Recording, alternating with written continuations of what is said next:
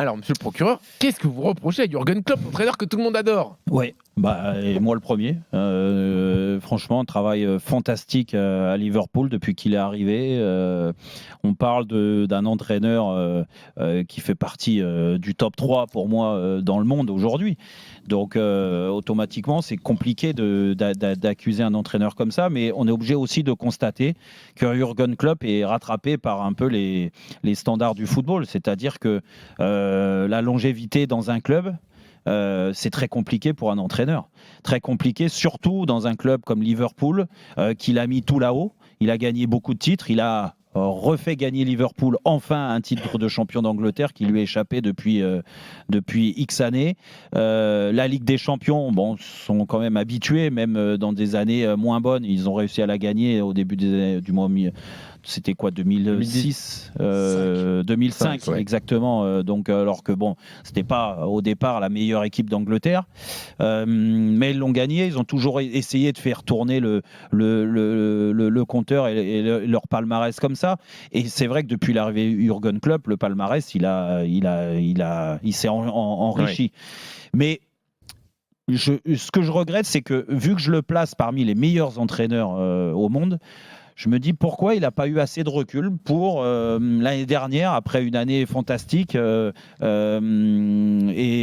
encore une fois, en championnat, ils ne sont pas loin d'être champions. Hein. Ça s'est joué à un point avec Manchester City et surtout une lutte jusqu'au bout, un calcul de points qui était énorme. La finale de la Ligue des Champions, qui n'était pas forcément encore une fois attendue, mais où ils étaient limite favoris, puis se sont fait piéger comme beaucoup d'équipes contre le Real Madrid en finale.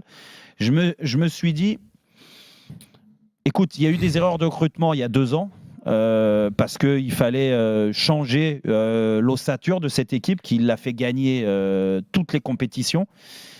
Et je me dis qu'il y a eu beaucoup de mauvais choix. Ils ont dépensé énormément d'argent. Déjà, il a essayé de changer un petit peu son milieu de terrain. Quand on voit le milieu de terrain qu'il va mettre ce soir et qui est mis depuis, et là je parle sous le contrôle de Julien, depuis le début de l'année, je ne suis pas sûr que ça soit du standing du recrutement de Liverpool.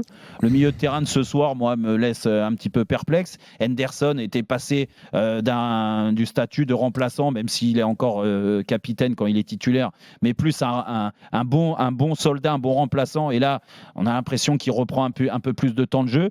Les recrues ont du mal à s'adapter. Ils ont beaucoup investi il y a quelques années sur Naby Keita, mais on ne peut pas dire que c'est une réussite.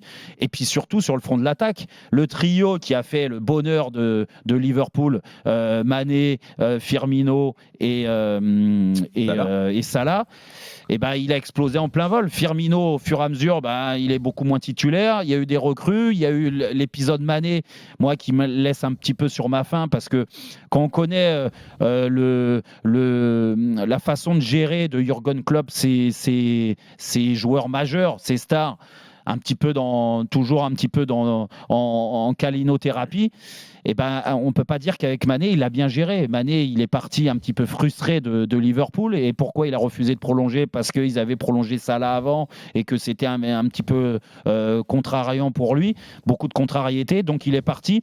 Et puis, surtout, il a beaucoup investi sur des joueurs comme Luis Diaz et Gakpo et Darwin Núñez. Et voilà, Darwin Núñez.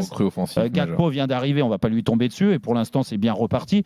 Mais n'empêche que le fait de repartir avec une nouvelle base, une nouvelle équipe, c'est toujours très compliqué pour un entraîneur qui a gagné avec un ancien groupe de joueurs.